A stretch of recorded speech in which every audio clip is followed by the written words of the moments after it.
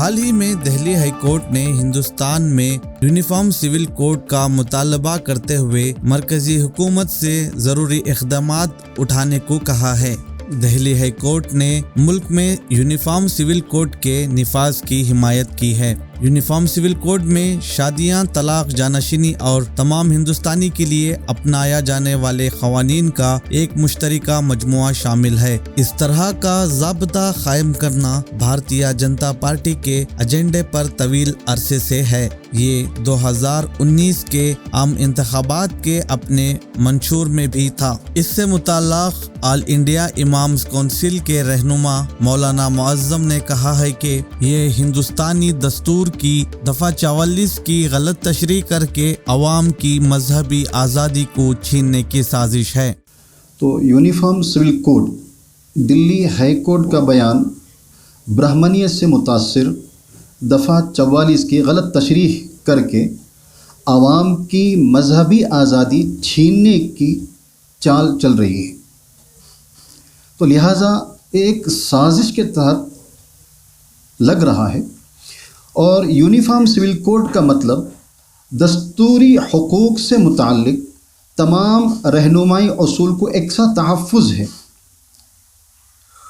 دستوری آزادی کے خلاف برہمنیت کو تھوپنے کی جو کوشش کی جا رہی ہے، ہم اس کا کنڈم کرتے ہیں۔ اور دستور میں جو آزادی دی گئی ہے اپنے اپنے مذہب پر چلنے کی اور اپنے اپنے مذہب پر کام کرنے کی جو آزادی دی گئی ہے، وہ ہم کو لگتا ہے کہ یہ یکساں سول کوڈ کے ذریعے سے وہ آزادی چھیننے کی ایک سازش ہے۔ اور ہائی کورٹ جو ہے یہ کام اس حکومت کو دے رہا ہے جو RSS سے متعلق ہے، اور RSS کبھی بھی یہ نہیں چاہتا، وہ ہندوستان کے دستور کو کبھی ان کے MLA MPs یہ بولتے ہیں کہ ہم ہندوستان کا دستور ختم کرنے کے لیے آئے ہیں۔ تو ہندوستان کا وہ ایک بہترین دستور ہے، اگر دنیا کے تمام ملکوں کو اگر دیکھا جائے تو سب سے بہترین دستور ہمارے ملک کا ہے۔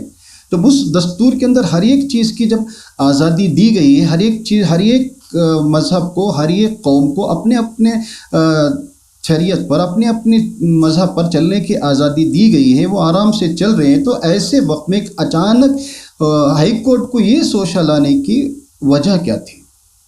تو ہمیں ایسا لگتا ہے کہ ایک برہمنیت سازش ہے۔ ہائی کورٹ جو ہوتا ہے وہ حکومت سے آگے ہوتا ہے، حکومت کی غلطیوں کو کوڈ کر کے حکومت کی اصلاح کرنے کے لیے کوڈ کام کرنا چاہیے تھا۔ یہ حکومت کو ہی الٹا مشورہ دے رہے کہ ایکسا سول کوڈ کو لے کر آؤ، یہ کہاں تک درست ہے؟ تو ان حالات میں جبکہ کووڈ چل رہا ہے، تو کووڈ کے حالات میں کورٹ کی ذمہ داری کیا ہوا کرتی تھی کہ جبکہ اس طرح کی چیزیں جو پرائیورٹائز نہیں ہیں، جن کی ضرورت نہیں ہے؟ دیکھو، کورٹ کی بہت بڑی ذمہ داری تھی، کیونکہ کووڈ کی وجہ سے جو حالات چل رہے تھے، کووڈ کی وجہ سے لوگ پریشان حال تھے، یا کئی جگہ پر کہیں اسٹیٹ بھی دیکھا گیا کہ کہیں بیڈ نہیں ہے، کہیں ہاسپٹلوں کے اندر جگہ نہیں ہے، اموات پر اموات ہو رہے ہیں، لوگ جلانے کے لیے لکڑیاں تک نہیں ہیں، دفن کرنے، اور کچھ لوگ جو ہے اپنی میتوں کو، اپنی لاشوں کو جو ہے سمندر میں پھینک رہے تھے۔ ایسے وقت میں ندیوں میں سب پھینک رہے تھے، تو ایسے وقت میں ہائی کورٹ کی ایک ذمہ داری تھی کہ حکومت کو لتاڑتا، حکومت سے کہتا کہ اس کا کوئی بندوبست کرے۔ اور ایکسا سول کوڈ جو نافذ کرنے کی وجہ سے جو آج جو حالات چل رہے ہیں، اگر یہ ایکسا سول کوڈ اگر نافذ ہو گیا یا کرنے کی جو کوشش جو یہ لوگ کر رہے ہیں، تو کیا اس سے پیٹرول کی یا دیگر اشیاء کے دام کم ہو جائیں گے؟ یا جو ایکسا سول کوڈ نافذ کرنے سے لوگوں کی جو نوکریاں چھینی جا رہی ہیں، کہ وہ نوکریاں ان کو واپس مل جائے گی؟ ایکسا سول کوڈ نافذ کرنے سے جو لوگوں کی اموات جو ہو رہی ہے کووڈ کی وجہ سے، کیا وہ رک جائے گا؟ چاہیے تو یہ تھا کہ اس کی طرف حکومت کو لتاڑتا، اس کی طرف توجہ دیتا کہ اس کے لیے کوئی بندوبست کرو، اس کے لیے کوئی راستہ حل کرو۔ اب ہم یہ دیکھتے ہیں کہ کسان اپنے اس ایکٹ کو لے کر بیٹھا ہوا ہے سڑکوں پر، لگ بھگ 6-7 مہینے ہو گئے، ٹھنڈ بھی برداشت کر لیا دلی کی، گرمی بھی برداشت کر رہے ہیں۔ ایسے وقت میں کورٹ کو چاہیے تھا، دلی ہائی کورٹ کو چاہیے تھا کہ حکومت سے کہتا کہ ان کے مسئلے حل کرو، لیکن اس کے بجائے حکومت سے یہ کہے کہ وہ ایکسٹرا سول کوڈ نافذ کرو۔ یہ کہاں تک صحیح؟